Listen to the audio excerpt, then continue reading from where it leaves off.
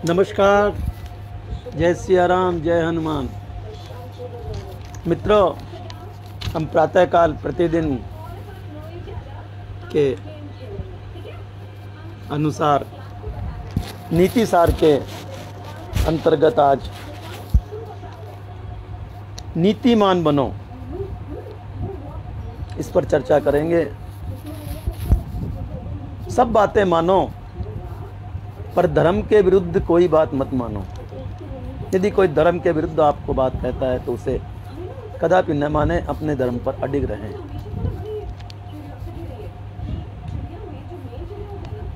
पहले अपने को सुधारो, फिर दूसरों की चिंता करो। धर्म इंद्रियों पर नियंत्रित करता है, इसलिए जो इंद्रियों के गुलाम होते हैं वे धर्म को हव्वा कह करके पुकारते हैं। धर्म का मार्ग प्रत्येक क्षेत्र में स्थायी सफलता का मार्ग है। धर्म का खंडन करने वाला सबके हित का विरोधी होता है। एक भगवान को दृढ़ता से पकड़ लो तो फिर किसी और की खुशामद करने की आवश्यकता ही नहीं पड़ेगी, क्योंकि सबसे बड़ा मालिक वही है, सबका मालिक वही है। यदि उसका हाथ पकड़ लोगे तो फिर किसी की भी गरज करने की आपको आवश्यकता नहीं पड़ेगी। सब कुछ वो प्रभु ही कर देगा। दुर्जन के लिए दुर्जन मत बनो। दुर्जन की दुर्जनता को अपनी सज्जनता से ढको, दबाओ। सिद्धियों के चक्कर में ठोकरें मत खाओ।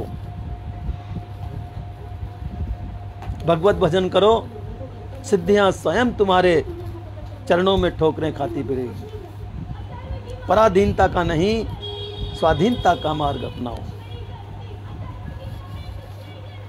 परामर्थ का मार्ग व्यवहार से होकर ही जाता है, इसलिए व्यवहार को शास्त्र मर्यादा के अनुसार बनाओ। व्यवहार अमर्यादित हुआ तो परमार्थ का पता भी नहीं चलेगा। परमात्मा व्यापक है, तुम्हारे अंदर भी है। पास की चीज़ों को यदि दूर ढूंढोगे, अन्य स्थानों पर ढूंढोगे तो ढूंढने में देर लगेगी। अतः सर्वप्रथम अपने में ही प्रभु को ढूंढो, अपने में ही भगवान को ढूंढो। जो काम स्वयं कर सकते हो उसी में हाथ डालो, उसी में हाथ लगाओ। दूसरों के बल पर कोई भी कार्य न करो। यदि किया तो उसमें अशांति ही भोगनी पड़ेगी। अपनी दिनचर्या ऐसी बनाओ जिससे अनंत शक्ति और अखंड आनंद प्राप्त हो। ऐसा न करो कि सारी शक्ति का क्षय हो जाए और दुख के पहाड़ों से गिर जाओ। कहीं भी किसी भी प्रकार परिस्थिति में रहो, मन में कमजोरी मत आने दो। जहां रहो मस्त रहो। पापियों के ऐश्वर्य को देख करके धर्म फल में संदेह मत करो। जहां पर भी रहो मस्त रहो। फांसी की सजा का जो मुलजिम होता है उसे फांसी के पहले इच्छानुसार भोग सामग्री दी जाती है। उसी प्रकार पापियों को उनके कर्मों का फल देने से पूर्व उन्हें सारे साधन उपलब्ध करा दिए जाते हैं, सारे ऐश्वर्य उपलब्ध करवा दिए जाते हैं। यदि कोई मनुष्य सारे इस तरह का आपको दिखे तो समझ लीजिए कि उसको ये वही मुलजिम है जो फांसी की सज़ा प्राप्त करने वाला है, पाने वाला है। कोई गलती हो जाए तो उसे सुधार लेना चाहिए। दुराग्रह करके गलती का समर्थन करने से अनर्थ परंपरा बढ़ जाएगी और तुम्हारा जीवन नष्ट हो जाएगा और दूसरों की भी हानि होगी। भगवान का भजन करो पर उनसे कुछ मांगो मत, क्योंकि जितना भगवान दे सकते हैं उतना तुम मांग नहीं सकते। मांगना और देना दोनों अपनी हैसियत के अनुसार होता है। तुम मांगोगे तो अल्पज्ञ अल्प शक्तिमान जीवन की हैसियत से मांगोगे और भगवान स्वयं देंगे तो सर्वज्ञ सर्वशक्तिमान की हैसियत से देंगे। इसलिए इसी में लाभ है कि शुभ कर्म करो और उसका फल कुछ मांगो मत, भगवान पर छोड़ दो, जैसा वो चाहें वैसा करेंगे। यदि कोई तुम्हारी निंदा करे तो भीतर भीतर प्रसन्न होना चाहिए, उससे शत्रुता नहीं करनी चाहिए, क्योंकि निंदा करके वह तुम्हारा पाप अपने ऊपर ले रहा है। तुम बिना प्रयत्न के ही पापों से मुक्त हो रहे हो। इसलिए निंदक को परमार्थ से सहायक ही मानना चाहिए। संत कबीर कहते हैं कि निंदक नियरे राखिए आंगन कुटी छवाए। जिसे आत्मानंद का अनुभव हो गया वो विषयानंद में कभी नहीं फंसेगा।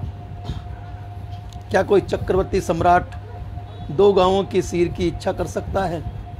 कभी नहीं। वह तो चक्रवर्ती है, उसे 2 गांवों से कैसे संतुष्टि मिलेगी? ऐसा करो कि गर्भ में फिर न आना पड़े, तभी मनुष्य जन्म सार्थक हो जाएगा। माली से संबंध रखोगे तो पूरी वाटिका से लाभ उठा सकोगे। भगवान से संबंध बना लोगे तो भगवान का वाटिका रूपी ये सारा संसार तुम्हारा हो जाएगा। कोई भी काम सोच समझ करके करो, क्योंकि साधु वेश में भी न जाने कितने CID के सदस्य और चोर डाकू भरे पड़े हैं, जिनके संपर्क से हानि हो सकती है। इसलिए सतर्क रहना आवश्यक है। विषयी का संग साक्षात विषय से भी अधिक भयावह है। विषय तो प्रत्यक्ष अग्नि है और विषयी अग्नि के संपर्क में रहने वाले चिमटे के समान है। अग्नि अंगार को हाथ में उठाकर जल्दी से फेंक दो तो उतना नहीं जलोगे, किंतु यदि चिमटा कहीं छू गया तो चाहे जितनी जल्दी करो पर फफोला अवश्य पड़ जाएगा। इसलिए चिमटों से सदा बचते रहो। पहले तो यही प्रयत्न करना चाहिए कि विषयी और दुर्जनों से व्यवहार न करना पड़े। पर यदि कोई कार्य आ ही जाए तो उनसे वैसा ही संबंध बनाकर रखो जैसा पाखाने से रखते हो। आवश्यकता पड़ने पर पाखाने में जाते हो, पर काम हुआ और वहाँ से हट जाते हैं। जल्दी से जल्दी बाहर आने की कोशिश करते हो। इसी प्रकार इन लोगों से काम लेकर के जल्दी से जल्दी दूर हट जाना चाहिए। उचित और अनुचित का सदा ध्यान रखो। ऐसा नहीं कि जिसने टुकड़ा डाल दिया उसी के दरवाजे पर पूंछ हिलाने लगे। उदर पोषण के लिए अपने भाग्य पर विश्वास रखो। किसी के दबाव में आकर के अनुचित कार्य न करो। पाप का संग्रह मत करो, क्योंकि जब उसका पाप फल तुम्हारे पास आएगा तब तुम्हें अकेले ही भोगना पड़ेगा। उस समय कोई हिस्सा बटाने के लिए तुम्हारे साथ नहीं आएगा। इसलिए जो कुछ भी करो उस समय इसलिए जो कुछ भी करो पाप पुण्य का विचार करके करो। ऐसा बीज मत बोओ जिससे कि कांटे फलने लगे, कांटे उगने लगे। ठगो मत, चाहे ठगा जाओ, क्योंकि संसार में हमेशा यहीं पर रहना है। जाना अवश्य है और साथ कुछ नहीं जाएगा। ये भी निश्चित है, यदि किसी को ठग लोगे तो ठगी हुई वस्तु तो नष्ट हो जाएगी या यहीं पर पड़ी रह जाएगी, पर उसका पाप तुम्हारे साथ जाएगा और उसका फल भोगना ही पड़ेगा। यदि तुमको कोई ठग ले तो तुम्हारा भाग्य तो वह ले नहीं जाएगा। विचार कर लो कि उसी के भाग्य की चीज़ थी, धोखे से तुम्हारे पास आ गई थी, अब ठीक अपनी जगह पर पहुंच गई है। या ऐसा सोच लो कि किसी समय का पिछला ऋण उसका तुम्हारे ऊपर था, सो अब चुक गया है। इस विचार से ठगाने में ज़्यादा हानि नहीं, ठगने ही ज़्यादा है। सावधान रहो कि कोई काम यहाँ ऐसा न हो जिसके लिए चलते समय पछताना पड़े। यदि सतर्क नहीं रहोगे तो नीचे गिरने से बच नहीं सकोगे। संसार का प्रभाव नीचे ही गिराएगा। डॉक्टर अरुणा जी पाठक हमारे साथ जुड़ी हैं, बहुत बहुत स्वागत आपका। शासन सत्ता की सभी बातें मानो, धर्म विरुद्ध बातें मत मानो, क्योंकि धर्म एव हतो हंति धर्मो रक्षति रक्षित है। यह स्वाभाविक नियम है कि जो वेद शास्त्रों धर्म की अवहेलना करता है वह नाश को प्राप्त होता है, और जो धर्म के अनुसार आचरण करता है उसकी रक्षा धर्म करता है। इसलिए प्रत्येक व्यक्ति और समाज के कल्याण की दृष्टि से ही हमारा ये कथन है कि कोई भी शासन सत्ता हो उसकी सब बातें मानो, पर धर्म विरुद्ध बातें कभी मत मानो। यदि शासन भी आपको कहे कि इस धर्म को न मानो, इसको मानो, तो न मानिए। धर्म के विरुद्ध जो बात हो उसे न माने, चाहे वो शासन के द्वारा ही कही गई हो। अशोक निर्दोष जी हमारे साथ जुड़े हैं, आपका बहुत बहुत स्वागत, बहुत बहुत अभिनंदन।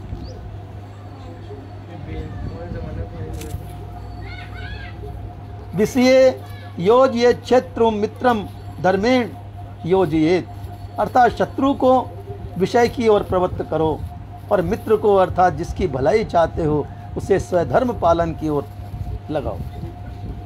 इसलिए यदि शासनाधिकारी प्रजा की भलाई चाहते हैं तो उन्हें स्वधर्म पालन में प्रोत्साहन देना चाहिए।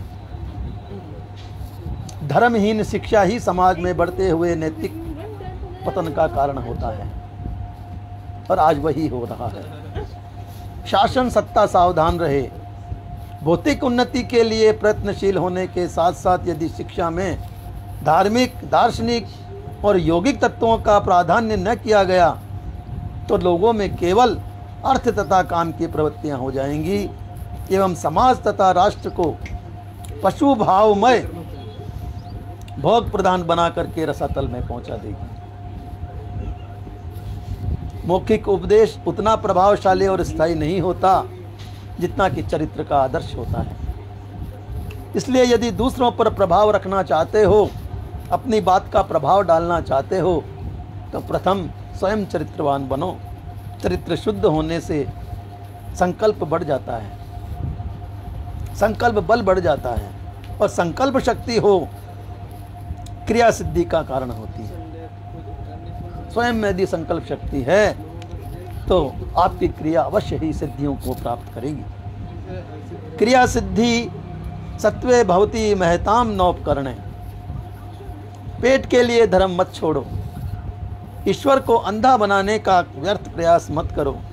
चरित्रवान बनो, पाप करने से डरो। शास्त्र मर्यादा युक्त रहोगे तो लोक में ऐसे ही कार्य होंगे जो परलोक को उज्जवल बना देंगे। राष्ट्र के चरित्र बल की वृद्धि और हर प्रकार से राष्ट्र की उन्नति के लिए देश में धार्मिक शिक्षा की आवश्यकता होनी चाहिए, और धार्मिक शिक्षा सर्वप्रथम राजाओं का कर्तव्य होता है। मन में सदा भगवान का स्मरण रहे और मर्यादा का कभी उल्लंघन न हो, यही महात्मापन है। जगत व्यवहार में केवल कर्तव्य बुद्धि रखो, उसमें इष्ट बुद्धि मत रखो। यानी संसार में कमल के पत्ते की तरह रहो, जो पानी में तो रहता है, कीचड़ में तो रहता है, पर उसका उस पर कोई प्रभाव नहीं पड़ता। मन से कभी भी किसी का अनिष्ट चिंतन मत करो।